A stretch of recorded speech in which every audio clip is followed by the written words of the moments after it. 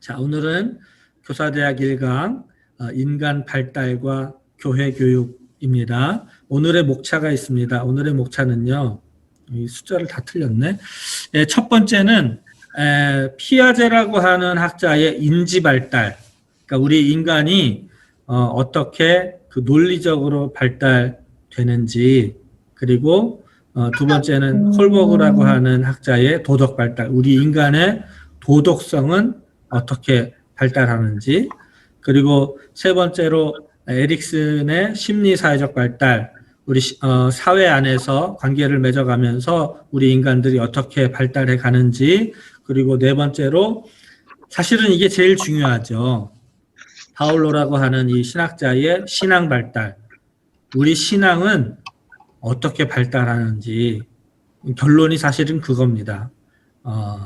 우리의 신앙이 하나님 아버지 앞에서 어떻게 발달할 수 있는지, 어떻게 자라날 수 있는지, 어떻게 예수님의 장성한 분량에까지 우리가 열심히 뛰어갈 수 있을지, 그것에 대해서 한번 논의해 보도록 할 텐데요.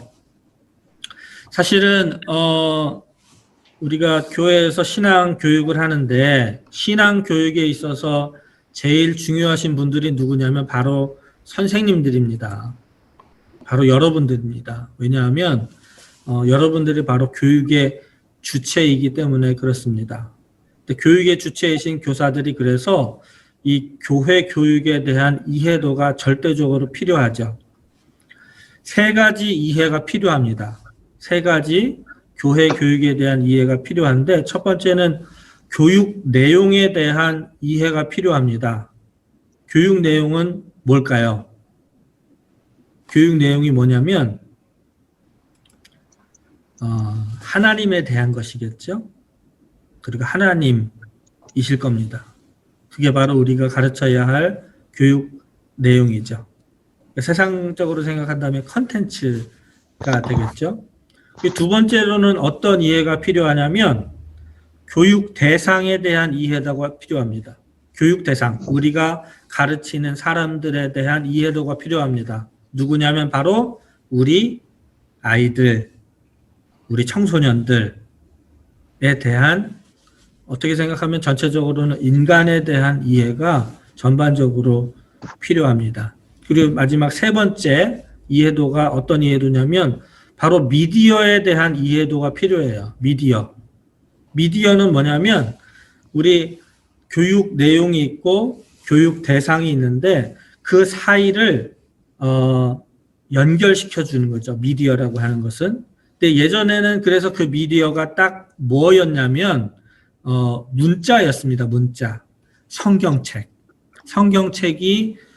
미디어였습니다. 그런데 세상이 발달하면서 이 미디어도 발달하게 됐죠. 이제는 우리가 성경책으로만 교육하지 않습니다. 특별히 우리 교회 학교에서는, 우리 아이들을 위해서는 요새는 동영상도 필요하고 만화도 필요하고 유튜브도 필요하고 우리가 지금 오늘 하는 것처럼 줌도 필요합니다.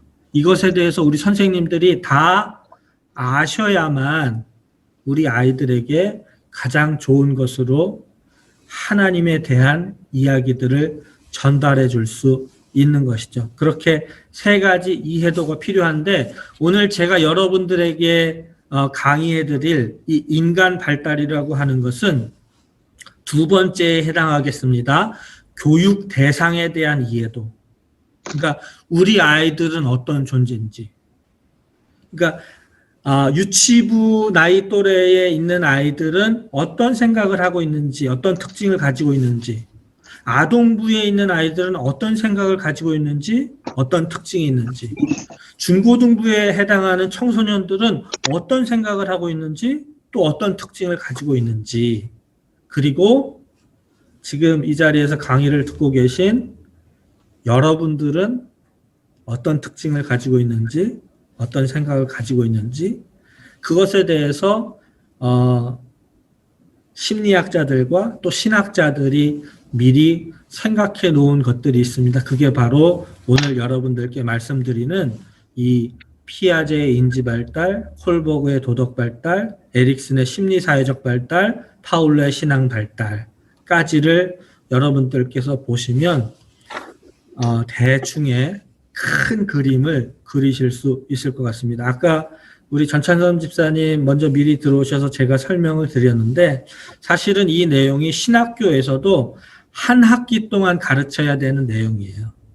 사실은 굉장히 방대한 내용인데 제가 그냥 제일 굵직한 것만 모아서 여러분들에게 전달해 드릴 테니까. 그런데 제가 카톡방에 미리 교육 내용과 동영상들을 다 올려놔 드렸거든요. 그러니까 예습하신 분들은 안 계실 것 같아요. 그런데 필요한 게 오늘 강의 들으신 내용들, 동영상이나 제가 드린 학습 자료들을 통해서 꼭 한번 복습하시면 그러면 굉장히 여러분들에게, 교사들에게 굉장히 도움이 될 것 같습니다. 그럼 다음으로 넘어가 보도록 하겠습니다. 제일 처음에는 피아제의 인지 발달에 대해서 여러분들에게 한번 말씀을 드리도록 하겠습니다.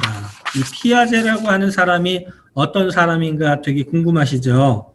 그러면 이 피아제라고 하는 사람이 어떤 사람인지 먼저 한번 알려드리도록 하겠습니다. 여러분 보이시죠? 네. 예, 장 피아제라고 하는 사람입니다. 이 장 피아제라고 하는 이 학자가 스위스 사람이래요. 근데 스위스는 영역이 두 영역으로 나눠져 있는 거 여러분들도 아시죠? 프랑스어를 사용하는 스위스 사람들이 있고 아니면 독일어를 사용하는 스위스 사람들도 있다고 합니다. 그런데 장 피아제, 이름에서 볼 수 있듯이 이 장 피아제는 프랑스어를 사용하는 스위스 사람으로 태어났고 아버지는 학자였고 어머니는 아주 신앙이 깊은 분이셨다고 그럽니다. 그런데 이 장 피아제가 천재였답니다. 얼마나 천재였냐면 초등학교 나이 때부터, 그러니까 좀 10대 초반 때부터 논문을 쓰기 시작했대요.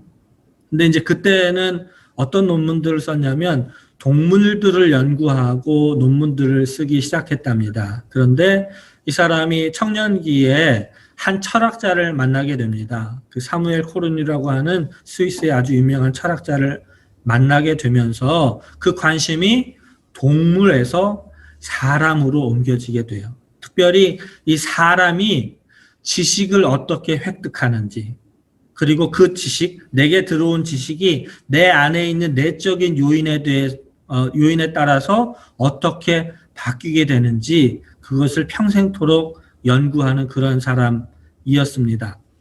원래 이 피아제가 연구하기 전에도 그 표준화된 지능 검사가 있었대요. 그런데 그 지능 검사, 그냥 단순한 지능 검사를 거부하고 자기만의 것을 만들었답니다. 그것이 바로 뭐냐면 인식론의 문제를 연구해서 인지 발달 이론을 만들게 된 거예요.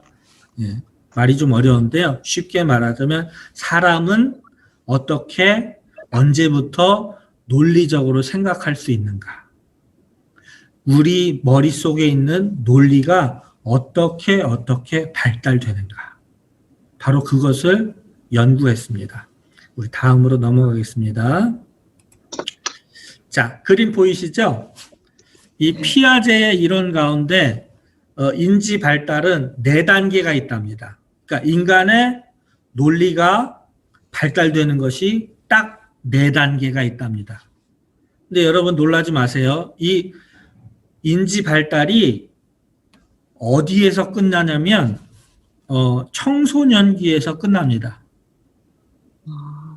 그 얘기는 뭐냐면 청소년이 되면 다 논리적으로 생각할 수 있다는 거예요. 그 이후에는 그저 많은 정보들이 더 습득하게 되고 그래서 이제 그 논리 구조에 따라서 일할 수 있게 된다는 것이죠. 그래서 우리 중고등부 선생님들이 기억해야 할 것은, 꼭 명심해야 할 것은 우리 청소년들이 그냥 애가 아니다 라고 생각해야 돼요. 이미 논리 구조는 이미 성인의 것과 똑같다 라고 생각하셔야 됩니다. 그래서 우리 청소년들이 가장 중요한 것은 스스로 생각할 수 있는 것이, 스스로 생각할 수 있는 것. 그래서 스스로 생각하고 결정할 수 있게 해주는 것이 우리 중고등부에서는 가장 중요한 일이 되지 않을까 그런 생각도 듭니다. 제가 그 다음 그림 보여드리면서 또 설명을 해드리겠습니다. 자, 이 네 단계를 이 피아제는 이렇게 불렀습니다. 첫째는 감각 운동기, 두 번째는 전 조작기, 세 번째는 구체적 조작기, 네 번째는 형식적 조작기라는 것인데요. 첫 번째는 그림에서 보시듯이 우리 기어다니는 아이들 때예요. 그때는 감각 운동기입니다.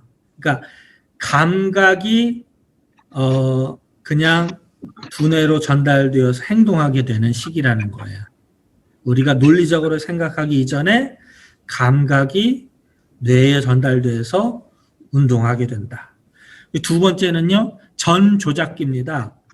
조작이라고 하는 것이 내가 논리를 내 마음대로 어떻게 조절할 수 있다라는 걸 조작이라고 하는데요. 조작하기 전이라는 거예요. 조작하기 전. 그러니까 내가 논리를 아직은 제대로 구성하지 못할 때, 그게 전 조작기입니다. 세 번째는 구체적 조작기.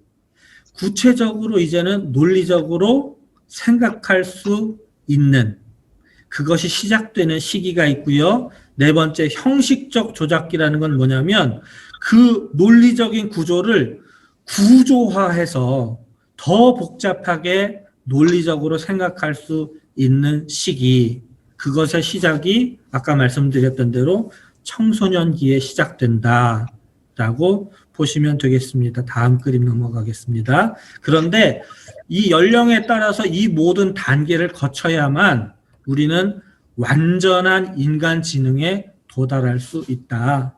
그렇게 피아제는 설명을 하고 있어요. 그러니까 아기 때부터 아동기를 거쳐서 청소년기를 거쳐서 그 모든 단계에 맞춰서 인간의 지능이 발달해야 그래야 온전한 인간 지능에 도달할 수 있다는 것이죠. 자, 제가 아까 말씀드렸던 감각 운동기부터 말씀을 드리겠는데요. 예, 0세에서 2세까지입니다. 0세에서 2세까지. 그러니까 아직 우리 교회 영아부에도 오기 전에, 그러니까 누구의 품에 있을 때? 바로 부모님들 품에 있을 때의 아기들입니다. 아까 제가 말씀드렸던 것처럼 그때의 아이들의 뇌는 가능한 많이 보고 많이 듣고 많이 냄새 맡고 맛과 감촉을 느끼길 원해요. 왜냐하면 그 감각에 바로바로 반응하기 때문에. 그래서 그때에 우리가 필요한 것이 뭐냐면 집안에서 오감의 훈련을 해 주시는 게 굉장히 좋습니다. 우리 0세에서 2세까지의 아이들도 놀 수 있는 놀이기구들이 있잖아요. 근데 그 놀이기구들은 다 어떤 거냐면 그 감각을 느낄 수 있게 하는 것들, 그것을 가정에서 해 주시는 것이 필요합니다. 우리가 손이 뇌하고도 바로 연결이 돼 있다고 하잖아요. 손을 어떻게 사용하는가에 따라서 우리 두뇌 발달이 된다라고 하는 것이 바로 이런 논리에서 시작되는 것이죠. 그래서 가정에서 2세까지 아이들 그 오감의 교육을 시켜주시는 것이 굉장히 필요합니다. 그리고 또 한 가지 재미있는 게 있는데요. 요때의 아이들이 대상 영속성에 문제가 있대요. 이게 무슨 뜻일까? 대상 영속성. 개소리다. 네. 대상 영속성이 무슨 말이냐면요. 그 대상이 영원히 지속된다라는 말이에요. 그런데 2세까지의 아이들은 그것을 알지 못한답니다. 무슨 말이냐면 엄마가 여기 그림에 보면 테디베어를 가지고 있잖아요. 곰돌이 인형을 가지고 있는데 엄마가 이불로 그걸 숨기면 아이들은 그냥 그게 이 세상에서 사라졌다고 생각하는 거예요. 그러니까 아이들이 눈을 감으면 잠자려고 눈을 감으면 세상이 사라졌다고 생각한대요. 그런데 2세까지의 아이들이 그 2세 때가 되어질 때 정도 되면 그것을 습득한답니다. 이게 내 눈에 보이지 않는 것이 세상에서 없어지는 게 아니구나 라는 것까지의 논리가 2세까지의 아이들에게 개발이 된답니다. 우리 그 다음 그림 보실게요. 근데 그렇게 대상 영속성이라고 하는 그러니까 모든 물건들이 내 눈앞에 보이지 않더라도 계속해서 지속해서 존재하고 있는다는 사실을 아이들이 깨닫게 되면서부터 그 다음부터 온 세상에 대한 호기심이 더 많아진다는 것입니다. 자, 그 다음 넘어가겠습니다. 그런데 이때 아이들 어떨까요? 자신의 관점에서만 세계를 인식할 수 있어요. 객관적인 논리, 다른 사람의 시각 전혀 그때는 논리적으로 생각할 수 없는 시기입니다. 자, 그 다음 단계로 넘어갑니다. 그 다음 단계는요. 아까 말씀드렸던 프리오퍼레이셔널 스테이지라고 하는데 전조작기. 그러니까 논리적으로 생각하기 전 단계. 논리적으로 생각하는 것을 이제 막 시작하는 단계. 이때가 언제냐면 2세에서 7세까지랍니다. 그러니까 우리 영아부, 유치부 때의 아이들인 거죠. 그러니까 영아부, 유치부의 아이들에게 우리가 무엇이 필요하냐면 이제 막 논리를 시작할 수 있도록 이제 막 생각할 수 있도록 도와주는 것이 바로 우리 영아부와 유치부가 해야 되는 일이겠죠. 요때의 아이들, 근데 요때의 아이들한테 특징이 있어요. 뭐냐면 이때 아이들은 모든 사물이 살아있다고 생각한답니다. 예를 들면 지금 여기 곰돌이가 뛰어다니고 있어요. 그러니까 곰돌이 인형이 살아있다고 생각한대요. 이때의 아이들은. 그러니까 완전히 환상 속에 있는 거죠. 그러니까 어떻게 생각하면 가장 인생 가운데 행복할 수 있는 그런 시기예요. 테디베어도 살아있고 그래서 산타클로스 할아버지도 우리 집에 올 수 있고 그리고 그래서 트랜스포머가 진짜 이 세상에 존재할 수도 있고 그런 로봇하고 같이 얘기할 수도 있고 그렇게 상상할 수 있다는 거예요. 그런 특징이 우리 영아부와 유치부 아이들에게는 있다고 합니다. 근데 이때에는 무의식적으로 상징이라는 걸 배운대. 어떤 단어나 어떤 이미지나 어떤 제스처가 다른 어떤 것을 상징하고 있다라는 걸 배운대요. 무슨 뜻이냐면 그 다음 그림 보시면 이때 아이들한테 유치부 아이들 정도 되겠죠. 가족을 그리라고 하면 각 사람의 실제적인 똑같은 모습을 그리는 것이 아니라 그 사람을 상징하는 형태로 그린답니다. 여기 그림에 보시면 이 아이가 그리고 있잖아요. 뭘 그리고 있냐면 엄마를 그리고 있어요. 근데 엄마를 어떻게 그렸냐면 아기를 품고 있는 사람을 그냥 그린 거죠. 그러니까 아기를 돌보는 사람, 엄마라고 그렇게 상징적으로 그렸다는 것입니다.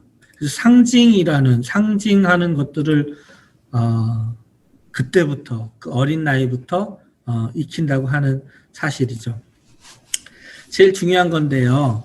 4세쯤 되면 이 아이들의 호기심이 가장 많아진답니다. 4세쯤 되면 모든 걸 알길 원한대요. 근데 그래서 그때 아이들이 뭐 하게 되죠? 뭐 하냐면 질문하기 시작합니다.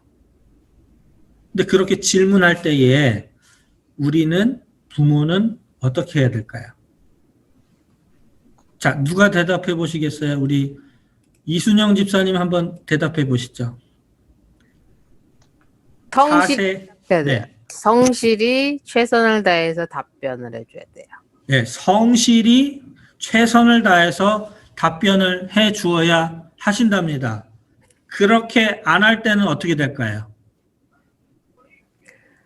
만약에 아이 귀찮아 너 왜 이렇게 질문이 많아? 너 저리 가서 너 공부나 하고 있어. 그림이나 그리고 있어. 하면 어떻게 될까요? 호기심이 없을 무시당한다고 생각할 수 있어요. 네. 자신의 무시당하고 생각하고 화가 나기도 하겠고 어쨌든 그런 호기심 알려고 하는 생각이 사라지게 되겠죠. 그래서 우리 아이들의 인지 발달이, 두뇌 발달에 심각한 해를 끼칠 수도 있다는 것입니다. 그러니까 이 4세 때부터 자녀들이 질문을 하게 되면 성실하게 답해 주세요. 그리고 또 새로운 질문들을 할 수 있도록 유도해 주시는 것도 굉장히 중요합니다. 그래야 그때의 우리 자녀들의 두뇌가 인지 발달이 온전하게 이루어질 수 있다고 하는 사실입니다. 예, 여기까지. 예, 잘 대답해 주셨어요, 입사님. 자, 우리 그 다음으로 넘어가겠습니다. 자, 그러나 이때의 아이들도 여전히 자기중심적이에요. 다른 사람들이 우리처럼 세상을 보고 있다고 생각하지만 여전히 그들이 다르게 본다고 하는 것을 이해하지 못해. 그냥 나만 있는 거예요, 나만. 그래서 이때 아이들 너 자기중심적이야? 왜 이렇게 이기적이야? 그렇게 야단치는 것은 좋지 않습니다. 왜? 그때의 아이들은 그냥 그래요. 그냥 그때는 자기밖에 생각할 수 없는 그런 인지 구조를 가지고 있다는 것입니다. 우리 그 다음 단계로 넘어가겠습니다. 우리 그 다음 단계는요, 구체적인 조작기입니다. 구체적으로 우리가 논리적으로 생각할 수 있는 단계, 언제냐면 아동부 시기죠. 그래서 우리 아동부 선생님들이 잘 보셔야 돼요. 이때 우리 아이들이 어떻게 발달하느냐, 인지가. 보시겠습니다. 자, 이때는 마침내 논리를 발견해서 일정한 순서로 물체를 분류하는 것 같은 구체적인 인지 작업을 시작하는 겁니다. 구체적인 인지 작업을 시작합니다. 그래서 이때 아이들은 어떤 것을 알 수 있냐면, 물이 이제 똑같은 양이 있는데 컵의 이 형태에 따라서 뭐 길쭉한 컵이 있으면 길쭉한 컵에 들어가죠. 또 뭉툭한 컵이 있으면 뭉툭한 컵에도 들어갑니다. 근데 요때 아이들 이전에는 어떻게 생각하냐면 길쭉하게 생긴 유리컵에다가 주스를 줄 때에 그게 더 많다라고 생각한대요. 그런데 우리 아동부 시기의 아이들부터는 이걸 인지한답니다. 이게 길쭉한 컵에 넣어도 뭉툭한 컵에 넣어도 그 양은 똑같다라는 사실을 인지할 수 있대요. 그래서 그런 인지력을 기초로 해서 아이들이 산수가 시작되는 거죠. 어떤 산수냐면 이런 거죠. 3 더하기 5는 8. 3만큼의 부피와 5만큼의 부피가 합쳐서 8만큼의 큰 것이 된다. 또 동시에 8만큼의 큰 부피에서 3만큼의 조그만 것을 빼면 5만큼의 부피가 된다. 이런 산수의 계산이 이때부터 시작할 수 있다는 거죠. 이런 인지 발달이 된다는 것입니다. 그 다음으로 넘어갈게요. 그래서 결과적으로 이때의 아동부 시기 아이들이 인지적으로 자기 자신에 대해서 잘 알게 된대요. 또 제일 중요한 건 뭐냐면 자기가 독특하다라는 걸 안답니다. 자기가 다른 사람들과 다른 독특한 사람이다. 그런데 동시에 나랑 비슷한 또 많은 사람들이 있구나 라는 것도 인식할 수 있는 시기가 바로 이 시기랍니다. 그러니까 자기만의 독특성과 보편성까지, 인간의 보편성까지 이해할 수 있는 시기가 바로 이 아동부 시기라고 하는 것이죠. 그런데 그럼에도 불구하고 우리가 보편성이 있다라는 것을 알지만 아직은 다른 사람의 입장을 완전히 고려하는 것은 아니고, 그런데 고려하는 것을 시작할 수 있는 단계라는 거예요. 고려하는 것을, 다른 사람의 입장을 고려하는 것을 시작할 수 있는 단계.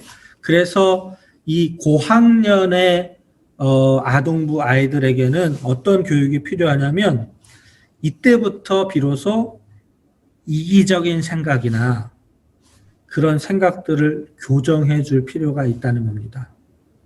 우리가 나 혼자만 사는 게 아니라 함께 살아가는 세상이라는 것을 가르쳐 줄 필요가 있고, 그리고 이때부터 협동할 수 있는 액티비티들을 많이 해서 함께 협동할 수 있도록 교육하는 것이 굉장히 필요하다는 것이죠.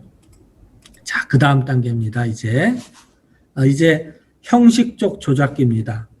그러니까 조금 더 우리가 논리적으로 생각할 수 있었지만 더 복잡한 논리의 단계, 논리를 아예 형식을 만들어서 할 수 있는 단계, 언제냐면 12세 이상, 그러니까 청소년기 이후부터는 이렇게 더 복잡한 것들을 생각할 수 있는 단계라는 것이죠. 자, 어떤 것까지 생각할 수 있냐면 이제는 추상적인 것까지 생각할 수 있답니다.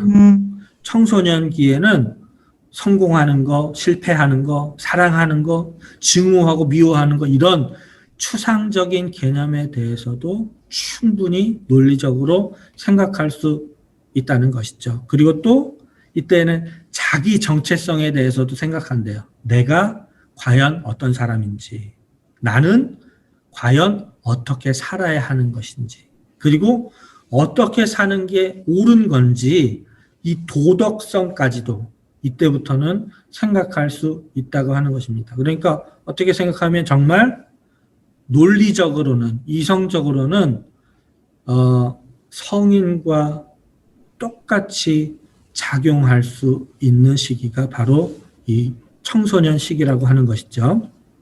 자, 그리고 또 다른 사람들이, 나 외에 다른 사람들이 왜 그렇게 행동하는지 더 깊이 이해할 수 있답니다. 근데 더 깊이 다른 사람을 이해할 수 있기 때문에 결과적으로 더 소외되거나 불쌍한 이웃들에 대해서 더 동정심을 가질 수 있는 그런 시기라고 합니다.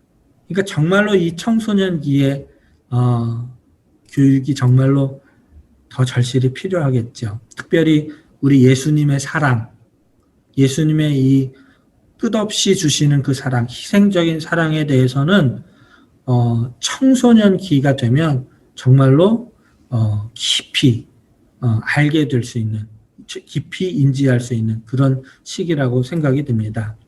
근데 또 한 가지 재미있는 것은요, 이 청소년기에 상상의 청중이 항상 나를 본다고 그렇게 생각하기 시작한대요. 그러니까 아동부 시기까지는 그냥 나한테만 관심이 있었잖아요. 근데 이제 그때부터 바깥으로 이제 관심들이 보여지게 되고, 다른 사람들을 생각하게 되고, 다른 사람들의 객관적인 인식들을 생각하다 보니까 이제는 나보다 다른 사람들이 더 중요하다고 여겨지는 아이들도 있다는 거예요. 청소년기에. 근데 이게 오버하면 어떻게 되냐면 우리가 이른바 관종이라고 하는 그런 아이들도 생겨날 수 있다고 하는 것이죠. 예. 어쨌든 그런 특질이 또 있고요. 자, 이 피아제라고 하는 이 학자의 모든 이 이론을 다 봤는데요. 이 피아제는 평생토록 학습해야 된다라고 생각했답니다. 평생토록 우리는 공부해야 된다. 우리 인지 발달을 위해서라고 생각했답니다. 그런데 그럼에도 불구하고 인지의 마지막 단계는 형식적 조작기에 거의 완성된다라고 주장합니다. 아까 말씀드렸던 것처럼 우리 중고등부 아이들이 되면, 여기서 아이들이라고 그러면 안 되겠네. 중고등부 아이들 그냥 애 취급하면 안 된다는 거예요.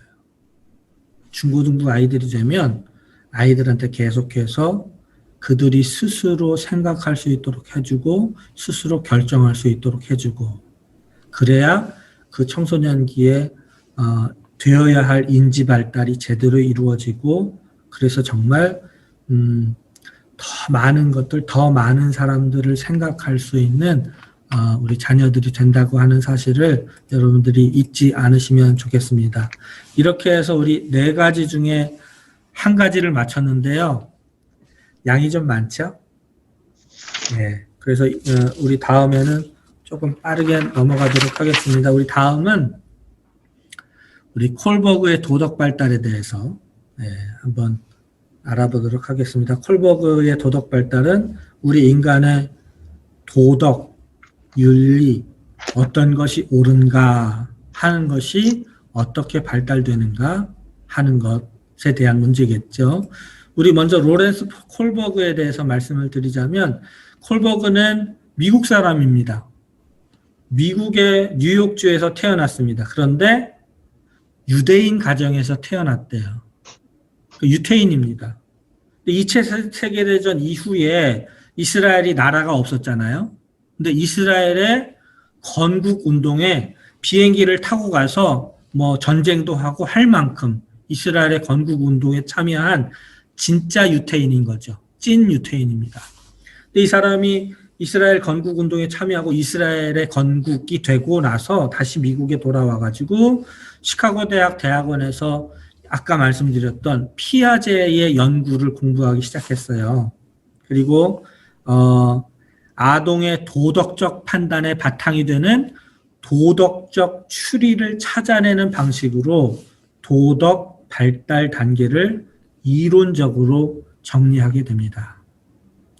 너무 어렵게 생각하실 필요 없고요. 사람이 그 단계에 따라서 나이에 따라서 어떻게 도덕적으로 생각하는가 이걸 단계별로 이론적으로 정리하셨다는 거예요. 그래서 나중에는 이분이 하버드 대학교에서 사회심리학과 교수로 재직하시면서 도덕 발달과 인성 발달 연구소를 운영하게 되십니다. 그러면 우리 콜버그의 도덕 발달에 대해서 한번 그림을 보면서 제가 말씀드리도록 하겠습니다. 이 로렌스 콜버그의 이론은 우리의 도덕적 추론의 발달이 6단계로 이루어진다고 주장합니다. 여기 보시면 6명의 사람들이 있잖아요.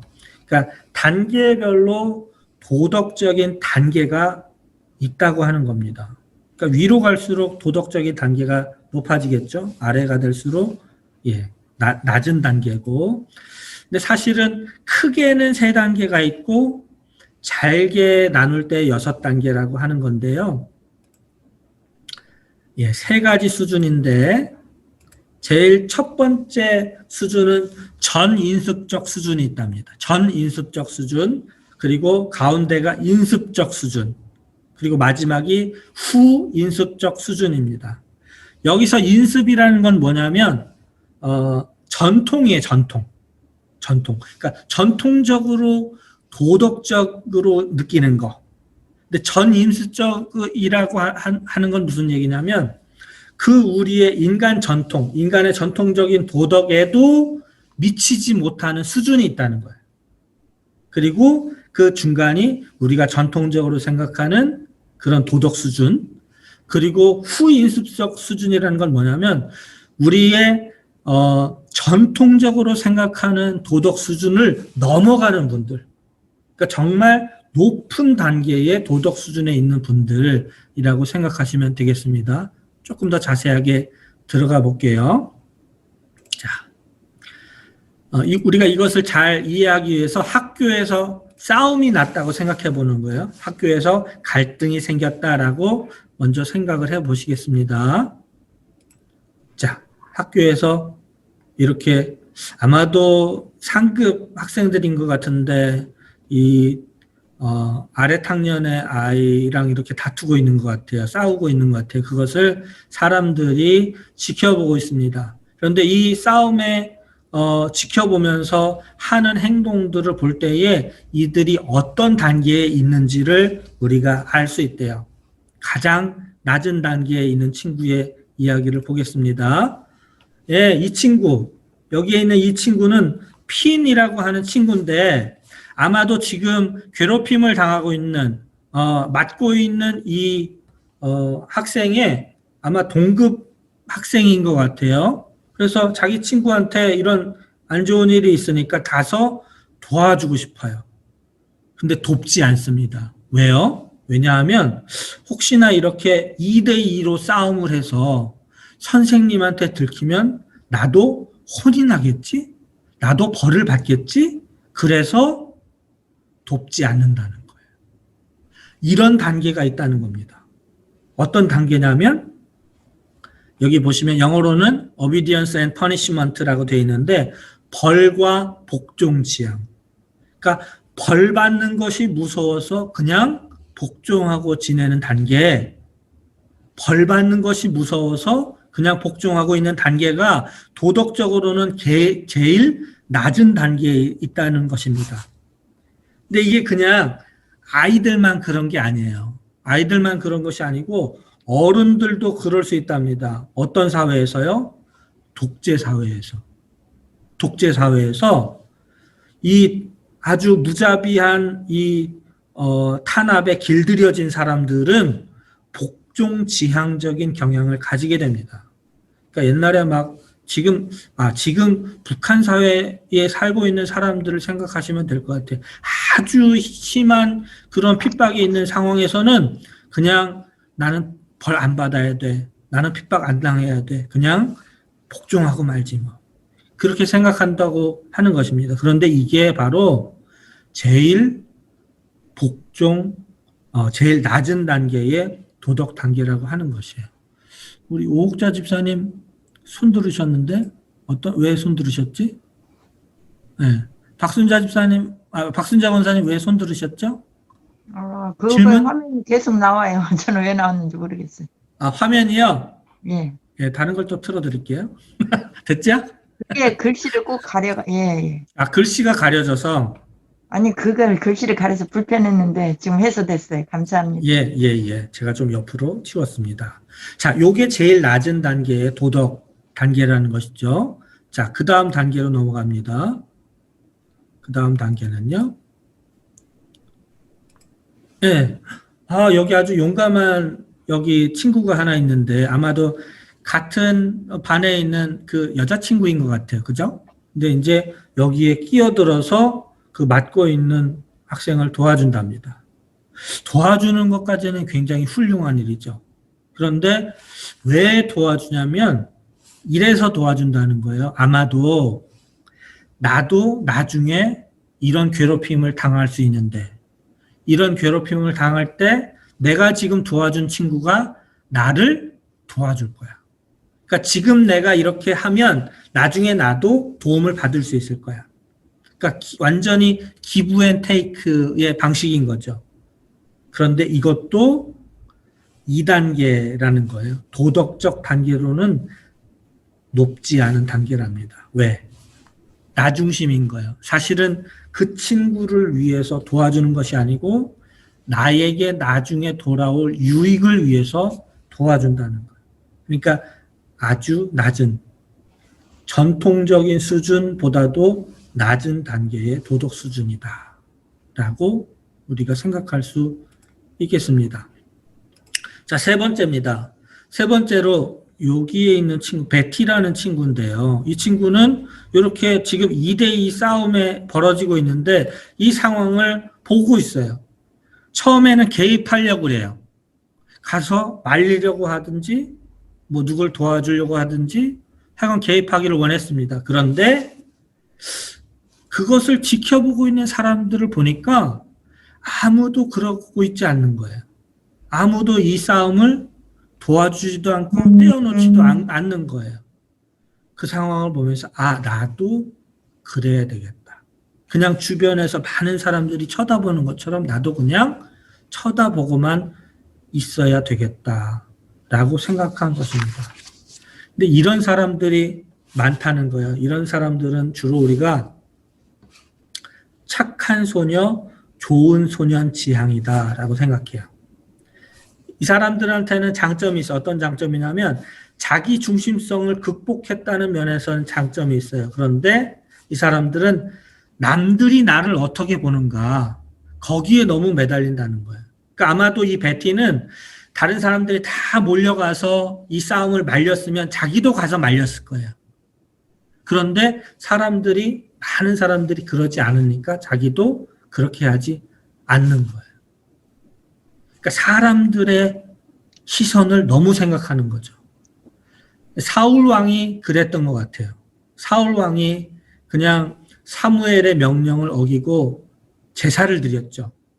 그래서 하나님께 벌을 받게 되잖아요. 질책을 당하게 되잖아요. 순종이 제사보다 낫다라는 말을 듣게 되잖아요.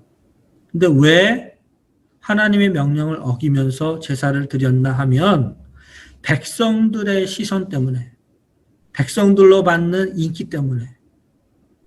그러니까 하나님도 중요하지 않고 나도 중요하지 않고 사울 왕에게 있어서 제일 중요한 거는 백성들의 의견, 백성들의 시선이었던 거죠. 바로 그 수준입니다. 그 도덕 수준입니다. 바로 3단계에 있는 그런 수준인 거죠. 자, 그 다음으로 넘어가겠습니다. 그 다음 4단계입니다. 이제 누가 나섰어요? 누군가 나섰습니다. 누구냐면 선생님이에요. 선생님은 4단계입니다. 이 젊은 선생님은 무리가 싸우는 것을 보고 끼어들었어요. 뭐라고 말씀하시냐면 그만해. 학교에서의 싸움은 금지돼 있어. 라고 말씀하신 거예요.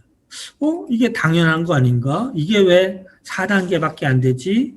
라고 생각하실 수 있을 겁니다. 그런데 선생님이 이렇게 생각하는 거예요. 무엇보다 규칙을 따르는 것이 중요하다. 그렇지 않으면 혼란이 일어난다. 이 사회를 지탱할 수 있도록 규칙을 지키는 것이, 그리고 규칙을 지키게 내가 지도하는 것이 내 의무다. 그렇게 생각하는 것이죠.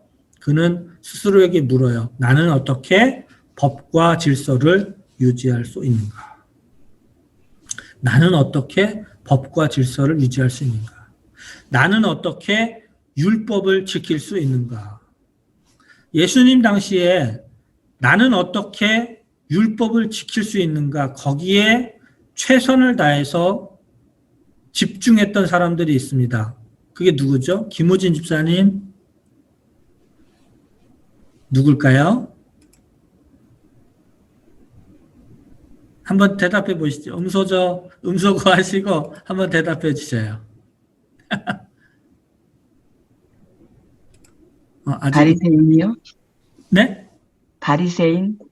누가 다른 분이 대답하신 것 같아. 신권사님 대답하셨네? 네.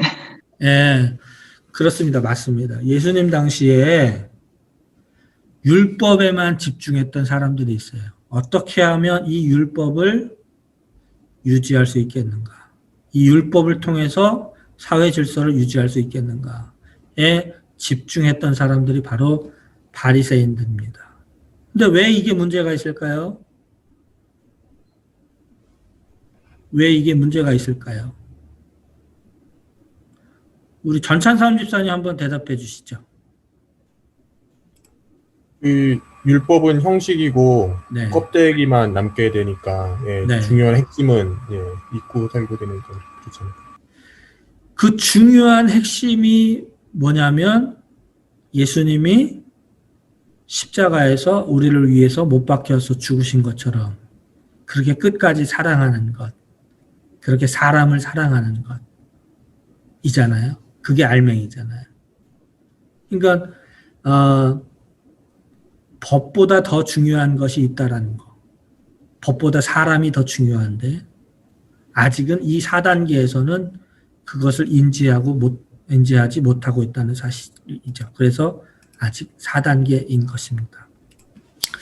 자, 5단계가 있습니다. 5단계는 이제 그것을 뛰어넘는 거예요. 이제 그것을 뛰어넘는 건데 법을 엄격한 질서가 아닌 사회적인 계약으로서 이해하는 겁니다. 그러니까 이전에 바리새인 같은 사람들은 법이 제일 중요해. 법이 진리야. 법이 절대적이야 라고 생각했지만 그러나 그것을 뛰어넘은 5단계의 분들은 법을 엄격한 질서가 아니라 사람과 사람 사이의 계약이다. 이렇게 이해한다는 것입니다. 그러니까 우리 교사들도 그렇게 생각할 수 있으면 좋겠어요. 율법이라고 하는 것이 율법도 사실 하나님께서 주신 것이죠. 그런데 율법은 우리 사람과 계약인 동시에 하나님과 우리의 계약이에요. 하나님과 우리의 계약. 그러니까 하나님과 우리의 계약이라는 것은 뭐냐면 그 계약보다 하나님이 더 중요하시고 그 계약보다 사람이 더 중요하고 그래서 율법으로 우리를 구원하신 것이 아니라 예수 그리스도를 통해서 우리를 구원하고 있다는 사실이죠. 그러니까 더 높은 도덕적인 경지에 이르려면 이 법이라고 하는 것이 그저 절대적인 것이 아니라 사회적인 계약이다 라는 걸 우리가 알 필요가 있습니다. 그리고 제일 마지막 6단계입니다. 6단계는 보편적 원리 지향이라고 되어 있는데요. 이 보편적이라고 하는 말은 사실 우리가 그냥 쉽게 생각하는 보통의 이런 의미가 아닙니다. 이 보편적인 말은 우리 영어로는 universal ethical principles 이렇게 되어 있는데 우주적이라는 거예요. 우주적. 완전히 궁극적인 단계.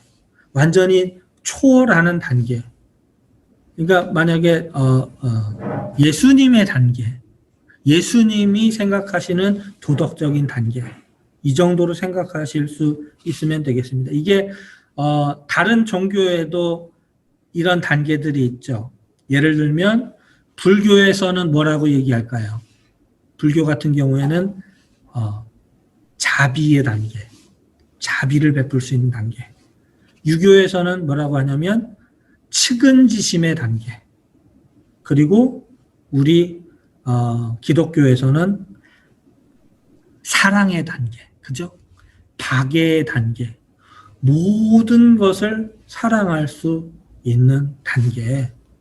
그렇게 생각해 주시면 되겠습니다. 자, 우리 도덕 발달에 이어서 우리 조금 넘어가겠습니다. 시간이 너무 흘러서요. 우리 에릭슨의 심리사회적 발달로 우리 넘어가도록 하겠습니다. 우리 중간에 아주 재미있는 그런 질문들도 있는데 그거는 우리가 제가 그 동영상들 미리 올려놨으니까 그걸 통해서 보시면서 복습해 주시면 좋겠습니다. 우리 에릭슨의 심리사회적 발달로 우리 넘어가도록 하겠습니다. 우리 에릭슨이라고 하는 분이 어떤 분인가 먼저 한번 제가 설명을 드리자면요. 이분도 유태계입니다. 원래는 유태인이 아니셔요. 근데 유태인으로 성장합니다. 왜냐하면요. 제가 말씀드릴게요. 아버지가 덴마크 사람입니다. 엄마는 유태계의 덴마크 사람입니다. 그런데 어릴 때 이 에릭슨이 기억조차 하지 못할 시기에 부모님이 이혼하시고 어머니가 독일로 이주를 하십니다. 근데 그 어머니가 독일에 있는 유태인하고 재혼을 하세요. 그러니까 부모님이 다 유태인이 된 거죠. 그래서 이 에릭슨은 독일계 유대인으로 성장하게 됩니다. 근데 그 독일에서 누구를 만나게 되냐면 아주 유명한 분이죠. 지그문트 프로이드. 또 그 딸인 안나 프로이드와 만나게 됩니다. 그분들로부터 뭘 배우게 되냐면 정신분석학에 대해서 배우게 되고 그래서 프로이트 학파의 한 사람으로 계속해서 공부하고 일하게 되는데 그때 이제 2차 세계대전 전에 나치 정부가 유태인들을 계속해서 핍박하게 되죠. 그래서 그 핍박을 피해서 아내인 이 조안 에릭슨과 함께 미국으로 이주하게 됩니다. 그래서 미국에서 자기 정체성에 대한 계속해서 연구를 하고 책을 써내게 되는데 왜 에릭슨이 자기 정체성에 대해서 집중하게 되냐면 어렸을 때에 굉장히 따돌림을 받게 돼요. 어디에서? 독일에서. 왜냐하면 독일인 사회에서는 유태인 취급을 받았어요. 근데 반대로 유태인 사회에서는 독일인 취급을 받았어요. 그러니까 그렇게 계속해서 따돌림을 받게 되면서 나는 누구지? 나는 진짜 누구지? 나는 덴마크 사람인가? 아니면 독일 사람인가? 아니면 유태인인가? 나는 뭐지? 라는 생각을 계속해서 했던 겁니다. 그래서 그 이후에 자기 정체성에 대한 공부를 계속하게 되고요. 이것들이 계속해서 쌓아지게 되면서 심리사회적인 발달에 대한 이론들을 세워나가게 됐습니다. 이분이 아주 유명한 발달심리학자이고 정신분석학자인데 나중에는 하버드와 예일에서 그러니까 세계 최고의 학교들이잖아요. 거기서 교수로 활동하게 되는데 아주 재미있는 사실은 이분은 학위가 없어요. 아무 학위가 없습니다. 그런데 하버드나 예일에서 나중에 교수님으로 활동하게 됩니다.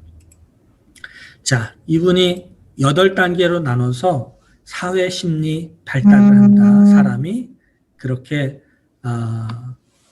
주장을 하셨는데요. 우리 8단계를 한번 보시면요. 자, 첫 번째 단계는 영학입니다. 아까 제가 말씀드렸던 우리 영화부에도 아직 올라오지 않는 아주 정말 깐난쟁이 때, 이때는 제일 중요한 것이 뭐냐면 관계에 있어서 제일 중요한 것은 신뢰와 불신이래요. 무슨 말일까? 이때 사실은 아이들은, 이 깐난쟁이들은 아무것도 생각하지 못하고 아무것도 인지하지 못하고 라고 우리가 생각하잖아요. 그런데 이때에 무의식적으로 신뢰, 믿음이라고 하는 개념이 우리 무의식 안에 들어온답니다. 누구와의 관계에서? 바로 엄마와의 관계에서. 이게 너무너무 중요한 거예요. 이때 엄마와의 관계가 깨지면 어떻게 되냐면 그 나중에 성장해서 성인이 되어서도 다른 사람들을 못 믿게 되는 거예요. 참 희한하죠? 그러니까 우리 인간의 무의식이라는 것도 굉장히 무섭습니다. 이때에 엄마로부터 아주 좋은 보호를 받게 되고 그러면 다른 것들도 나중에 커서도 믿게 된다는 거예요. 예를 들면 이때 엄마로부터 좋은 영향을 받은 사람은 하나님도 예수님도 잘 믿을 수 있는 가능성이 더 열려진다는 거예요. 정말 중요하죠. 이 1~2살 때의 나이에 아직은 아빠는 중요하지 않습니다. 누가 제일 중요해요? 엄마가 제일 중요해요. 엄마가 아이를 안고서 그 아이에게 정말 주님의 사랑으로 뜨겁게 사랑해주면 그러면 그 아이가 자라날 때에 계속해서 다른 것들도 신뢰하며 살아갈 수 있는 그런 사람이 된다고 하는 것입니다. 자, 2단계로 넘어가겠습니다. 2단계는요, 자율성과 수치심의 단계입니다. 무슨 얘기냐면, 이때는 유아기인데요. 우리 영아부 나이 또래 정도 되는 것 같아요. 2세에서 4세 정도니까. 자율성이라고 하는 것을 획득하지 못하면 수치심을 갖게 된대요. 그러니까 이때 뭐가 잘못되면 평생토록 수치심을 갖고 살 수도 있다는 거예요. 어떨 때? 보시면 이 어린 시절에는 자기가 자기 몸에 적응하는 시기입니다. 내 몸에. 그러니까 다른 것에는 신경 쓸 틈도 없죠. 내 몸에 적응하고 내 몸을 통한 경험에 집중하는 시기입니다. 그런데 그때 내 몸에 대해서 만족하게 되면 내 몸이 하는 일에 대해서 만족하게 되면 어토노미, 이게 뭐예요? 자율성을 갖게 된다는 거예요. 그러니까 이때의 2세부터 4세까지의 아이들의 건강에 문제가 있으면 안 됩니다. 건강에 문제가 있으면 정신적으로도 힘들다는 거예요. 2세에서 4세 우리 영아기 또래의 아이들이 혹시나 학대를 받게 되면 이게 평생토록 자기 안에 수치심을 갖게 된다는 거예요. 반대로 이때에 아주 건강하게 잘 지내게 되면 그러면 자기가 하는 일에 자율성을 갖게 된다는 겁니다. 우리 권사님 아시겠죠? 영아부 권사님? 네. 네, 우리 아이들 건강하게 자라날 수 있도록 그렇게 지도해 주시길 바라고. 그런데 보시면 여기에 이제 엄마가 아니라 아빠도 등장합니다. 부모님이 모두 중요한 역할을 하게 돼요. 그러니까 이 영아부 아이 또래의 아빠의 역할이 중요합니다. 이게 아이에게도 중요하지만 누구에도 중요하냐면 아빠에게도 중요한 거예요. 무슨 얘기냐면 이때 아이와 관계를 잘 맺어놓지 못하면 그러면 평생토록 이 아이와 관계가 소원해질 수도 있다는 거예요. 그래서 그 영아부 아이들 그 아버지들한테도 그 얘기를 꼭 해주세요. 요 나이 때가 제일 중요합니다. 이때 관계를 잘 맺어놓지 못하면 힘들 수 있습니다. 평생토록 아버지는 가족 안에서 자리 잡지 못할 수도 있습니다. 그러니까 그렇게 잘 얘기를 해주셔서 엄마, 아빠 두 분이 다 합심해서 잘 아이를 키울 수 있도록 해주시고요. 그 다음 넘어가시면 자, 이제는 유치부 아이들 또래죠. 유치부 아이들 또래는 주도성 대 죄책감의 단계랍니다. 주도성 대 죄책감. 그러니까 이 유치부 나이 또래의 주도성이라고 하는 성질을 갖지 못하게 되면 죄책감을 가질 수 있대요. 무슨 말이냐면요. 한번 보시겠습니다. 이 유치부 아이들이 되면 이제 유치원도 가잖아요. 어린이집 가잖아요. 근데 가서 새로운 것들을 막 하게 됩니다. 근데 새로운 것들을 막 하게 되는데 이 새로운 것들을 처음 하니까 실수할 수 있죠. 막 부서뜨릴 수도 있고 망가뜨릴 수도 있고 그렇습니다. 그런데 그럴 때에 어떻게 하는 게 중요하냐? 여기 오른쪽에 있는 부모님들을 보시면 칭찬해줘요. 애가 성공할 수도 있고 실패할 수도 있죠. 새로운 걸 하니까. 그런데 그럴 때마다 칭찬해주는 거야. 이야, 너, 야, 이런 것도 어떻게 하니? 이렇게 칭찬해주는 거예요. 근데 칭찬해주면 칭찬해질수록 이니셔티브, 자율성을 갖게 된다는 거예요. 주도성을 갖게 된다는 거예요. 계속해서, 그러니까 이 아이가 자라나서도 주도성을 가지고 어떤 다른 일들을 시작할 수 있다라는 거예요. 그런데 만약에 뭔가 이렇게 부서뜨리고 뭔가 이렇게 어지럽힌다고 해서 아이에게 계속 주의를 주고 안 돼, 이거 하지 마라고 하게 되면 유치부 나이 또래의 아이들에게 계속 이걸 하게 되면 어떤 걸 느낀다고요? 길트, 죄책감을 느끼게 된대요. 그러니까 이 아이들이 이렇게 제한당했던 아이들이 나중에 성장해서는 자기 마음속에 이런 생각을 품게 된답니다. 에이, 난 안 될 거야. 또 망치게 될 거야. 이거 잘못된 건 또 내가 잘못해서 그렇지. 그러니까 요 나이 또래, 유치부 아이들에게 뭔가 새로운 것을 하더라도, 뭔가 새로운 것을 하다가 잘못되더라도 뭐 해줘야 된다? 칭찬해줘야 한다. 여러분, 칭찬은 누구도 춤추게 해요? 고래도 춤추게 합니다. 네, 반드시 우리 유치부 아이들에게 더 많이 칭찬해 줄 수 있는 우리 유치부 됐으면 좋겠어요. 우리 그 다음으로 넘어가겠습니다. 자, 이제 드디어 우리 아동부 나이 또래 애들이에요. 아동부 나이 또래. 이때는 근면성 대 열등감이래요. 근면성. 근면성이 뭐예요? 열심히 일할 수 있는 거. 이때부터는 열심히 일할 수 있대요. 열심히 일할 수 있는, 근면하게 일할 수 있는 성질을 획득할 수 있답니다. 근데 이것이 잘 획득되지 못하면 열등감을 느낄 수 있대요. 한번 보시겠어요? 그림을. 자, 이 아동부 아이들이 되면 아까도 말씀드렸지만 자기 자신만의 관심을 발견한대요. 또 다른 사람들과 다르다는 것도 깨닫게 된답니다. 우리가 그러니까 학교에 가서 아이들이 사회성을 습득을 하잖아요. 그러니까 스스로 올바른 사회적 행동을 할 수 있는지 자기 자신에 대해서 의문을 갖게 된대요. 그런데 그럴 때에 누구와의 관계가 중요해요? 친구들과의 관계가 중요하고 제일 중요한 거 선생님과의 관계가 중요합니다. 선생님과의 관계. 그러니까 교사나 친구들로부터 인정을 받게 된다면 근면성과 자신감을 가지게 된대요. 그러니까 공부할 때 그냥 자기 혼자가 중요한 게 아니에요. 왜냐하면 학교 가서 일하는 건 공부하는 거잖아요. 선생님한테 인정받고 친구들한테도 인정받을 때 더 열심히 공부할 수 있다는 거예요. 만약에 선생님으로부터 친구들로부터 부정적인 의견을 받는다면 그때부터 열등감을 느끼기 시작한대요. 근데 그냥 열등감에서 끝나는 게 아니고 열등감을 잃으면 동기를 잃고 그때부터 뭐 하지 않는다? 공부하지 않는다.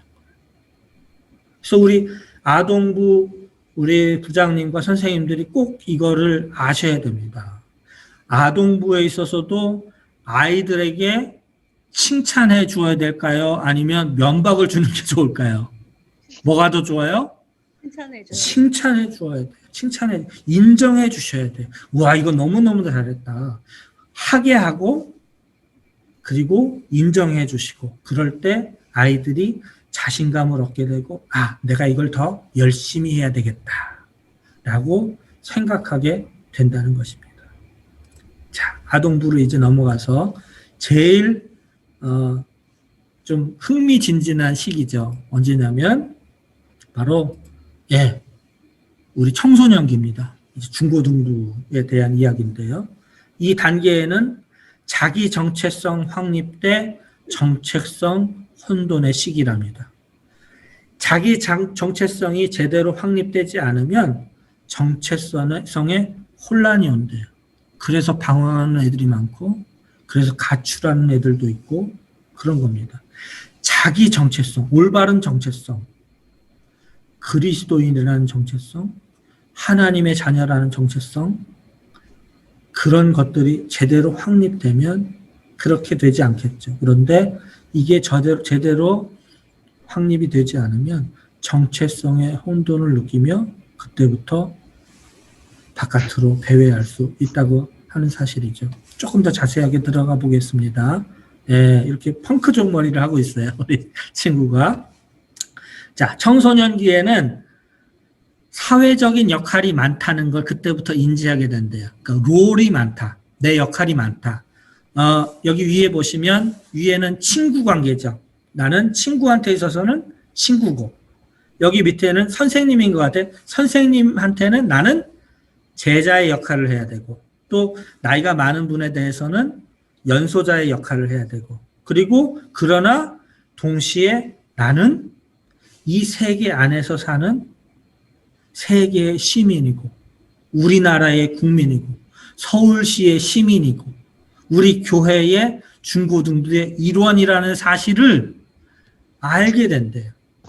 근데 이것을 알게 될 때 이 모든 것들에 대한 역할에 대한 호기심이 있을 때에 이것을 자유롭게 이 정체성을 탐구할 수 있게 해야 된답니다. 여기에 있는 이 친구는 보니까 이렇게 데모하는 건 아니고요. 아마 평화운동 하는 것 같아요. 이 나이대에도 이런 일들을 마치 어른들이 하는 일들을 하는 친구들이 있습니다. 예를 들면 아주 유명한 친구인데 그레타 툰베리라는 친구를 아세요? 지금 환경운동을 벌이고 있는 그레타 툰베리라고 하는 친구가 있어요. 근데 이 친구가 그런 일을 할 때 저는 부모님들이 또 옆에 있는 선생님들이 굉장히 격려해서 할 수 있다고 생각해요. 그러니까 자기 자신을 그레타 툰베리는 사회운동가, 환경운동가라고 이미 정체성을 가지고 일하고 있는 것 같아요. 근데 그렇게 정체성 확립에 주변 사람들이 도와주시면 정말로 세계적으로 더 선한 일을 끼칠 수 있는 그런 사람이 될 겁니다. 그런데 만약에 야, 너 따위가 아직 어른도 아닌 것이 어린 놈이 이렇게 제한하게 된다면 그때부터는 정체성에 혼란이 오겠죠. 그리고 방황하게 될 수 있는 그런 청소년들이 될 수 있다고 하는 사실입니다. 그래서 아까도 말씀드렸듯이 우리 중고등부 전도사님과 또 부장님과 교사들이 가장 신경 써야 할 것은 우리 아이들이 스스로 탐구할 수 있게 하는 거. 자기 자신에 대해서도, 자기 정체성에 대해서도, 그리고 외부에 대해서도 스스로 생각하고 결정할 수 있도록 도와주시는 것. 그러면 자기 정체성, 올바른 자기 정체성이 확립되게 되고 올바른 성인으로 이제 넘어가게 되는 것이죠. 그 이후에 또 보겠습니다. 20대에서 40대 분들. 혹시 여기도 20대에서 40대 분들 계시죠? 계시나요? 우리 전도사님들도 다 요 나이 또래 안에 들어가 계신 것 같은데, 예. 이 나이 또래에 제일 중요한 것은 친밀감을 획득하는 겁니다. 친밀감. 이 친밀감을 획득하지 못하면 얻는 것은 고립감입니다. 고립감. 난 외로워. 그러니까 이때 40세까지에서 사회관계를 잘 이루지 못하면, 친밀감을 얻지 못하면 40세 이후의 노년에는 자기 주변에 사람들이 많아도 고립감을 느끼며 살 수 있다는 거예요. 그래서 중요합니다. 이때에 친구들이 중요하죠. 그리고 또 중요한 건요, 이성과의 관계가 중요합니다. 연애할 수 있을 때 연애를 해야 돼요. 그래야 올바른 정신. 우리 전도사님들 다 연애해봤죠?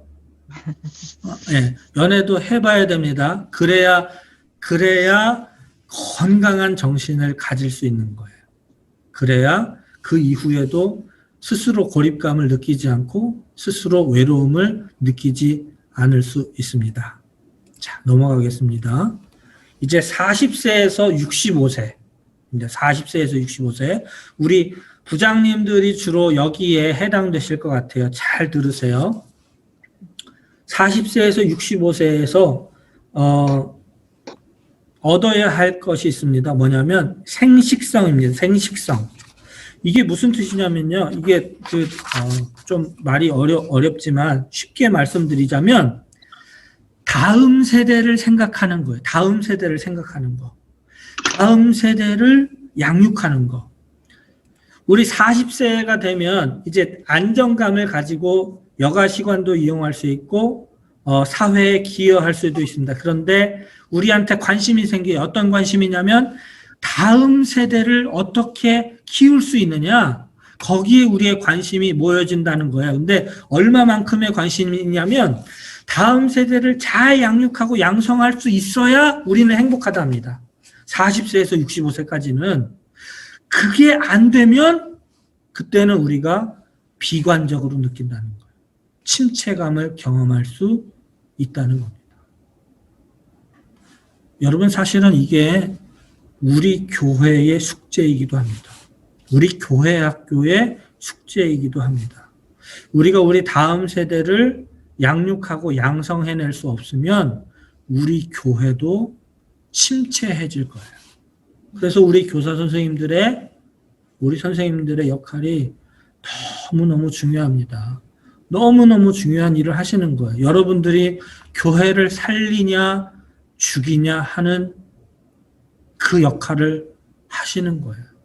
여러분들 덕분에 우리 다음 세대가 잘 양육될 수 있으면, 그러면 우리 교회 전체가 행복할 수 있는 겁니다.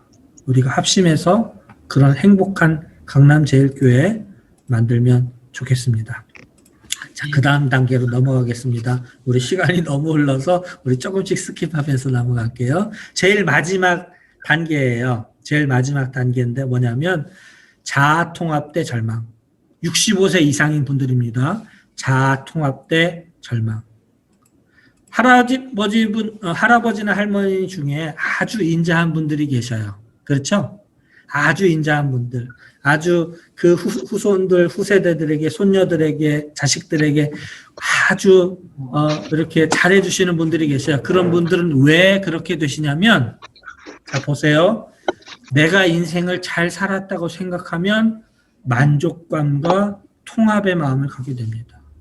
그러니까 노년기에 갈수록 우리가 긍정적인 마음을 품는 게 중요합니다. 우리 노인대학에 우리 이미은 선생님도 계시지만 노인대학에 오시는 어르신들한테 제일 중요한 건 자기 자신에 대해서 긍정적인 마음을 품는 거예요. 내 인생에 대해서 긍정적인 마음을 품는 거예요. 그래야 내 안에서 만족감과 통합의 마음을 갖게 되고, 그래서 자녀들에게도 다음 세대들에게도 최선을 다해서 인자한 모습을 보여줄 수 있는 거예요. 근데 그렇지 않다면 내 인생 망했지. 내 인생은 도대체 이게 뭐야? 부정적인 생각을 갖게 되는 나이 드신 분들은, 어르신들은 절망을 경험한대요. 절망을. 그리고 다른 사람들에게 성질 부리는 고약한, 마치 스크루지 할아버지 같은 그런 사람이 된다는 것이죠. 그래서 우리 노인대학의 선생님들은 그걸 또 많이 우리 어르신들한테 가르쳐 주시면 좋겠습니다. 우리 제일 마지막, 제일 네 번째, 마지막, 우리 파울로의 신앙 발달까지 하고 마치도록 하겠습니다. 기네. 예. 우리 이제 시간이 좀 많이 흘렀는데, 우리 제임스 파울러, 우리 목사님이기도 하고 교수님이기도 한 제임스 파울러의 인생을 간단하게 말씀드리자면, 이분은 다른 분들처럼 아주 막 그 험난한 인생을 살지는 않으신 것 같아요. 미국의 노스캐롤라이나에서 감리교 목사님의 아들로 태어나셨답니다. 그리고 감리교 목사님으로 안수도 받으셨어요. 그리고 하버드 대학교 대학원에서 철학 박사 학위를 받으셨고요. 그리고 이후에 하버드 대학교, 보스턴 대학교, 에머리 대학교, 미국에서 사실은 제일 상위권의 최고 클래스의 그 학교에서 교수로 재직하시면서 뭘 세우셨냐면 신앙 발달 센터를 세우셨어요. 신앙 발달 센터를 설립하시고 사람의 믿음이, 인간의 신앙이 어떻게 발달되는가, 그것에 대해서 연구하시고 이론을 세우셨는데, 제가 먼저 얘기한 그 세 가지 이론, 예, 그 이론에 대해서 굉장히 많은 영향력을 받으셨대요. 그 이론들을 토대로 신앙 발달 이론을 만드셨는데, 한번 보시겠습니다. 자, 파울러의 신앙 발달 7단계입니다. 0단계부터 시작해. 0단계. 원시적인 신앙이죠. 4세 이전의 아동들. 그러니까 우리 영아부까지의 신앙입니다.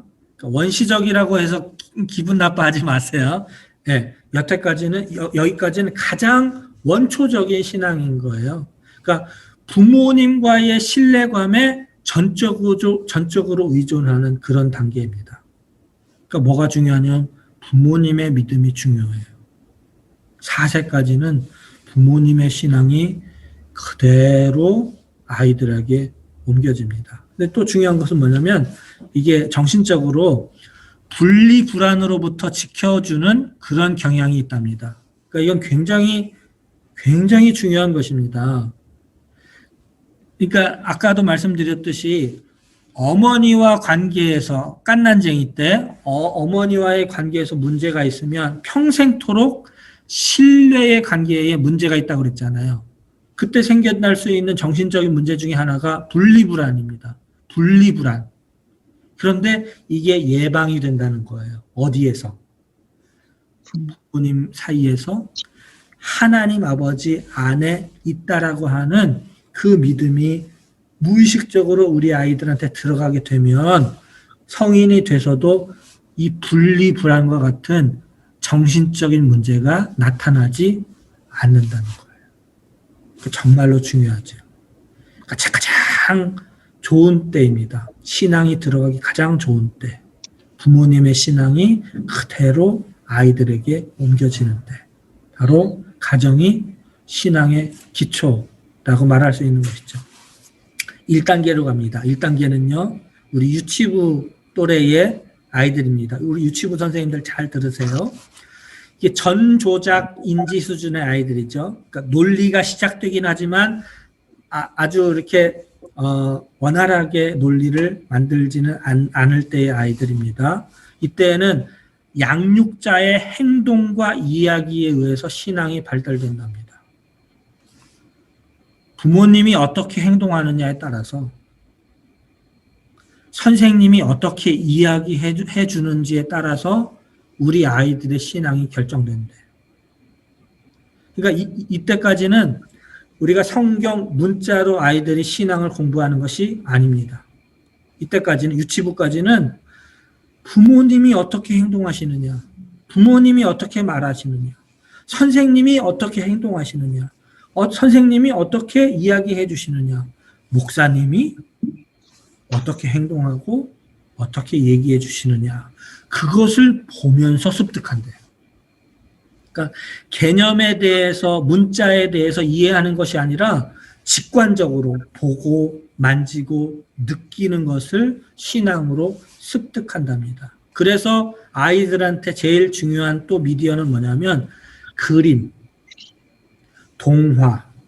저도 사실은 이때 그런 경험이 있어요. 요 나이 또래에 우리 예수님의 그 전기를 봤거든요. 동화책을 봤는데 그 예수님의 그 십자가 달리실 때 그 모습이 그때 제 마음 안에 박혀서 하루 종일 울면서 예수님께 사랑 고백을 했던 그런 기억이 있어요. 그러니까 이제 이 아이들 때에 그렇게 내 마음속에 들어와 버리면 이건 진짜 평생 가는 겁니다. 그래서 어릴 적의 교육이 정말로 더 중요하다고 하는 사실이죠. 우리 다음 단계로 넘어가겠습니다. 2단계입니다. 2단계는 우리 아동부 아이들, 또래 아이들 단계인데요. 신화적 문자적 신앙이랍니다. 신화적 문자적 신앙. 그러니까 이제 신앙의 신비를 문자로 공부할 수 있어요. 문자로 공부할 수 있어요. 그러니까 성경책을 보면서 아이들이 스스로 신앙에 대해서 생각할 수 있는. 그래서 이때에 우리 아동부 아이들 때에 기독교 우량 도서들을 많이 읽혀주면 굉장히 이게 효과적입니다. 또 이때 영향을 줄 수 있는 분들은 누구냐면 부모님, 또 선생님, 종교 지도자들, 우리 이지한 전도사님이 굉장히 중요합니다. 아이들에게. 근데 제일 밑에 있는 거 한번 보시면 일부 성인들은 여기 멈춘다. 라고 돼 있는 거 보시나요? 네. 여기에 멈춰져 있는 어른들이 많아요. 신화적, 문자적 신앙에 매여 있는 분들이 많습니다. 아까도 말씀드렸지만 성경 문자에 그냥 매여져 있으면 그냥 2단계에 머무르는 거예요, 신앙이. 그리고 우리 하나님의 일을, 우리 예수님의 일을 그냥 신화적으로 생각하면, 막 그리스 신화에 나오는 그런 일로 생각하면, 그러면 우리 믿음이 여기에서 멈춘다는 거예요. 아이들하고 비슷한 신앙의 수준이 된다는 거예요. 그래서 우리 교사들도 어른들도 계속해서 날마다 자기 신앙을 갈고 닦을 필요가 있습니다. 그 다음 3단계로 넘어갑니다. 종합적, 인습적 신앙인데요. 이때 청소년기입니다. 우리 중고등부 아이들 때입니다. 이때는 동료들의 영향이 커요. 제가 이런 말 하면 안 좋아하실 분들도 계신데, 그래서 진짜 좋은 친구들 만나는 게 이때는 정말 중요합니다. 그래서 예전에 뭐 다른 분들 간증하는 거 보면 요 나이 또래의 친구의 전도를 받아서 교회에 와서 지금 깊은 신앙을 갖게 됐습니다. 이렇게 고백하는 분들이 굉장히 많습니다. 그래서 우리 중고등부 전체 아이들이 다 좋은 친구가 돼야 되겠죠. 이 좋은 친구들이 서로 영향을 주고받으면 그러면 정말 아름다운 공동체가 될 겁니다. 그리고 이때는요, 제일 크게 영향을 주는 분이 있어요. 그게 뭐냐면 롤 모델입니다. 롤 모델. 예수님이 우리 청소년들의, 우리 아이들의 롤 모델이 되면 제일 좋겠죠? 네. 근데 사실은 예수님은 우리 눈에 안 보이니까, 만약 예수님이 그렇게 되면 제일 좋지만 그 대체제가 있어요. 대체제가 뭐냐면 교회 오빠. 우리 중고등부의 잘생긴 전도사님. 예수님을 대체할 수 있는, 마치 예수님을 보는 것처럼 할 수 있는 그분들을 통해서 신앙이 깊어진다는 거예요. 요 청소년기에는. 그래서 우리 중고등부에 정말 좋은 교사들이 많이 필요합니다. 물론 우리 부장님도 훌륭하시지만 이때는 부모님들이 영향을 끼치려고 해도 끼쳐지지 않는 세대예요. 부모님을 쳐다보지 않아요. 이때는 그냥 부모님하고 보통의 관계만 유지해도 괜찮은 관계입니다. 이때에는 그런데 누구를 만나느냐, 어떤 롤 모델을 만나느냐가 굉장히 중요합니다. 우리 중고등부에서는 우리 김형욱 전도사님이 그 롤 모델의 역할을 정말 잘 해내리라 믿습니다. 아멘. 예, 우리 그 다음 단계로 넘어가겠습니다. 아, 여기 보시죠. 여기에도 동료에 의해 강하게 영향을 받는 성인들은 이 단계에 멈춘다. 그러니까 하나님이 중요하지 않고 내가 중요하지 않고 동료들의 의견을 너무 많이 받는 사람들은, 그런 분들은 여기에서 멈춘대, 신앙 발달이. 그러니까 주변의 의견도 듣는 것도 참 중요하지만, 주변 사람들을 사랑하는 것도 참 중요하지만, 거기에 너무 휘둘리게 되면 사울 왕처럼 하나님도 배신하고 그냥 자기 혼자 제사 드리다가 벌 받을 수 있다는 것이죠. 우리 그 다음에 넘어가겠습니다. 4단계인데요. 이때에 비로소 우리가 인격적인 신앙이 시작되는 단계입니다. 4단계. 개별적, 반성적 신앙입니다. 이때가 청년기에서 40대까지 때인데요. 타율적인 신앙에서 자율적인 신앙으로 변화된답니다. 타율적인 신앙에서 자율적인 신앙으로 변화되는 것. 근데 이 시기가 제대로 이렇게 오려면 청소년기, 아까 말씀드렸던 것처럼 청소년기에 스스로 생각하고 스스로 결정하는 훈련이 반드시 필요해요. 거기서 그 교육이 제대로 이루어졌을 때, 우리 아이들의 발달이 제대로 이루어졌을 때 비로소 청년기에는 자율적으로 이제 내가 스스로, 우리 부모님이 뭐라고 해서 내가 믿는 게 아니고 내가 스스로 하나님을 믿게 되는 자율적인 신앙으로 변화되게 한다는 것이죠. 근데 이때는 전통적인 신앙에 대한 의구심과 질문을 품는데요. 이게 뭐냐면 교회에 가보면 아직도 아까 말씀드린 것처럼 낮은 단계에 머물러 계신 어른들도 있어요. 그분들끼리 뭉쳐서서 마치 인습과 같은, 전통과 같은 비성경적인데 그런 걸 만들어 놓고 계신 것들도 있어요. 그런 것들에 대해서 의구심을 품는다는 겁니다. 질문을 품는다는 겁니다. 그리고 어떤 게 진짜 예수님 닮아가는 것인지 생각한다는 것이죠. 그때부터는 개인적으로, 그러니까 무리로 다니는 것이 아니라 개인적으로 주님과 소통하면서 그렇게 신앙할 수 있는 인격적인 신앙이 시작된다고 하는 것입니다. 그 다음 단계예요. 이 단계를 넘어서게 되면 그러니까 스스로 신앙생활을 할 수 있고 스스로 예수님과 독대할 수 있고 그렇게 무리로 신앙생활하는 게 아니라 나 혼자 제자로서, 주님의 제자로서 할 수 있게 되면 그 다음에 5단계로 넘어갈 수 있습니다. 5단계는 뭐냐면 결합적, 통합적 신앙이에요. 이때는 중년 이상의 분들에게 이 경우가 나타나게 되는데 아주 매우 드물게 나타난답니다. 아주 매우 드물게. 저는 오늘 참석하신 여러분들이 아주 매우 드문 케이스라고 생각해요. 매우 드물게 이렇게 결합적, 통합적 신앙을 갖게 된 우리 권사님들 이라고 믿습니다. 아멘. 이분들은 어떤 성향이 있냐면 자신보다 다른 이들의 입장을 종합해서 배려한대요. 다른 이들의 입장을 종합해서.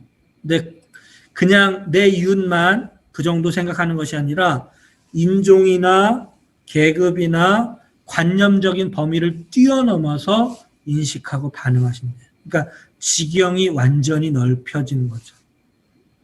그러니까 여러분, 우리가 하나님께 우리 지경을 넓혀주세요 할 때 그건 믿음의 지경도 넓혀지는 겁니다. 그냥 뭐 내 땅이 요만큼인데 더 큰 땅을 주세요, 그런 기도하실 게 아니라 하나님, 제가 인종도 뛰어넘게 해주세요. 하나님 제가 계급도 뛰어넘게 해주세요.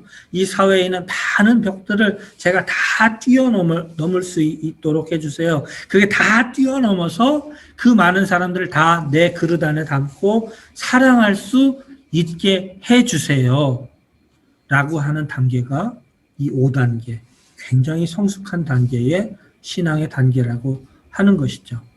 근데 이렇게 굉장히 굉장히 높은 단계의 신앙에서도 한 가지 한 가지 문제가 생길 수 있는데 그게 뭐냐면 인간 한계에 대해서 아주 뼈저리게 느끼게 된답니다. 그러니까 어떻게 생각해 보면 우리 신앙의 제일 맥시멈, 거의 제일 맥시멈까지 다다르게 된 건데 그때에 좀 요새 말로 현타가 올 수 있대. 현타.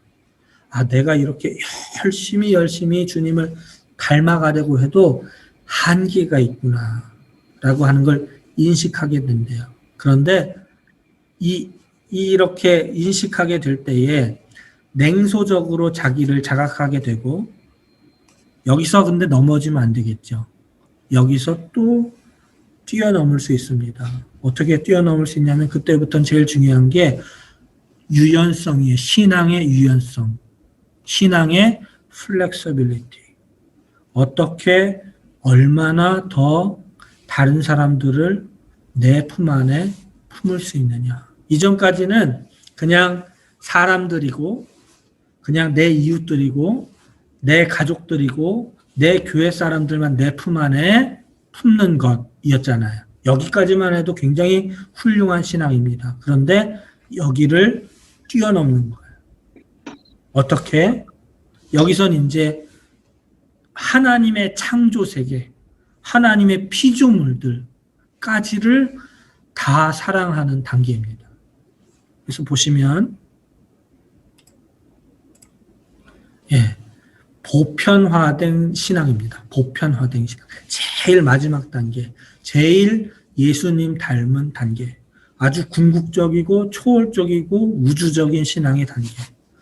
가장 이상적인 형태의 신앙인데 좀처럼 도달하기는 어려운 인류를 통틀어서 몇 명 되지 않는 그런 신앙의 단계라고 하고요.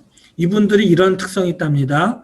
궁극적인 인식을 도덕적이고 금욕적으로 실현한다. 무슨 얘기냐면요. 그냥 말만 하는 게 아니라 성경에 쓰여진 그대로 내가 내 삶 가운데 실천하면서 살아간다. 참 어렵겠죠. 비전을 실현하기 위해서 순교자의 삶을 산다. 이런 분들이 우리나라에도 사실은 그런데 계시잖아요. 제가 정말 너무나 존경하는 우리 주기철 목사님이나 사랑의 원자탄이라고 하는 손양원 목사님이나 이런 분들. 주님께서 주신 비전을 실현하기 위해서 순교자의 삶을 사시는 이런 분들. 근데 이런 분들이 사회 변혁에 대한 의지가 강하대요. 예를 들면 주기철 목사님이 일제에 반대했던 거나 손양원 목사님이 공산 세력에 반대했다거나 이런 사회 변혁에 대한 의지가 강하기 때문에 그 기득권 세력들한테는 아주 위험한 존재로 비추어진답니다. 그래서 예수님을 십자가에 못 박은 거잖아요. 그 당시 이스라엘 사람들, 바리새인들과 사두개인들이 아주 위험한 존재로 예수님을 봤기 때문에 십자가에 못 박았고 일제시대에 주기철 목사님이 얼마나 위험한 존재로 보여졌을 거예요. 그러니까 주기철 목사님을 순교하게 만들었죠. 그런 분들입니다. 포괄적이고 성취된 공동체 정신을 실현하는 분들. 그러니까 공동체가 그냥 아까 제가 말씀드린 대로 조그만 가족 아니면 교회 이런 걸 다 뛰어넘어서 온 우주가 다 우리 하나님께서 만들어주신 공동체다. 라는 것을 실천하고 실현하시면서 사는 분들. 우리 그 파울러는 그런 분들을 얘기를 써놨어요. 마틴 루터 킹 목사님이나 테레사 수녀님이나 본회포 목사님이나 주기철 목사님, 손양원 목사님 이 분들은 제가 적어놨는데 저희가 여기까지 도달하지는 못해도 여기까지 되려고 노력하는 교사들이 되면 좋겠습니다. 사실은 우리 교사들의 신앙이 더 높은 단계로 올라가야 됩니다. 왜요? 그래야 우리 아이들을 그리로 인도해 나갈 수 있으니까. 우리 마지막으로 이거 딱 한 가지만 놓고 기도하고 마치면 좋겠습니다. 뭐냐면 먼저 교사들 위해서 기도하면 좋겠어요. 하나님, 우리가 먼저 하나님 아버지 앞에 올바른 신앙 가질 수 있도록 인도해 주시옵소서. 매일매일 더 높은 곳으로 예수님 닮아갈 수 있는 그런 신앙 될 수 있도록 인도해 주시옵소서. 그래서 우리 자녀들에게, 우리 아이들에게 정말 가장 좋은 것으로 먹일 수 있는 우리 교사들, 우리 교회 학교, 우리 강남제일교회 될 수 있도록 인도해 주시옵소서. 우리 잠깐 기도하고 제가 마무리 기도하고 마치도록 하겠습니다. 기도하겠습니다. 거룩하신 하나님 아버지, 아버지 하나님 은혜를 감사드립니다. 하나님 아버지, 오늘 이렇게 교사대학 시작할 수 있도록 인도하여 주시니 감사를 드립니다. 하나님 아버지, 이러한 교육들을 통해서 아버지, 우리 교사들이 먼저, 우리 교육자들이 먼저 하나님 아버지 앞에 올바른 신앙 가질 수 있도록 인도하여 주시옵소서. 하나님 아버지 앞에 정말 바로 선, 하나님 앞에 선 우리 교사들, 우리 교회 학교가 될 수 있도록 인도하여 주시고, 그래서 우리 자녀들에게, 우리 아이들에게 가장 좋은 곳으로 먹일 수 있는 우리 교회 학교 될 수 있도록 아버지 하나님 축복하여 주시옵소서. 기도하겠습니다. 거룩하신 하나님, 은혜를 감사드립니다. 오늘 이렇게 우리 강남제일교회 교사대학 시작할 수 있도록 은총을 베풀어 주시니 감사를 드립니다. 하나님, 이러한 교육들을 통해서 주님, 저희가 주님을 더욱더 닮아갈 수 있도록 인도하여 주시옵소서. 우리 교육자들이 먼저, 우리 교사들이 먼저 하나님 아버지를 더욱더 사랑하고 올바른 신앙 위에 바로 설 수 있도록 인도하여 주시옵소서. 그래서 우리 자녀들에게 가장 좋은 것으로, 가장 좋은 우리 하나님의 사랑과 우리 하나님의 지혜를 먹일 수 있는 우리 강남제일교회 교회학교 될 수 있도록, 우리 교사들이 될 수 있도록 하나님 복 내려 주시옵소서. 예수 그리스도의 이름으로 기도드리옵나이다. 아멘. 자, 이렇게 우리 첫째 날을 마쳤는데요. 아이고. 몇째 날까지 있나요? 예. 우리 4주간 하는데 아까 처음에 말씀드렸듯이 첫째 주엔 제가 했고요.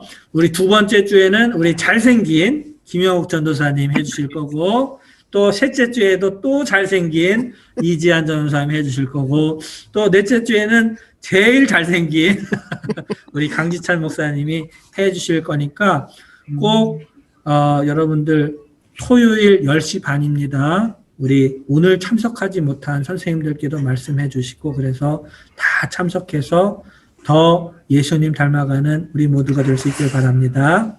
자, 이제 마치도록 하겠습니다. 감사합니다. 너무 좋았어요. 수고하셨습니다. 감사합니다.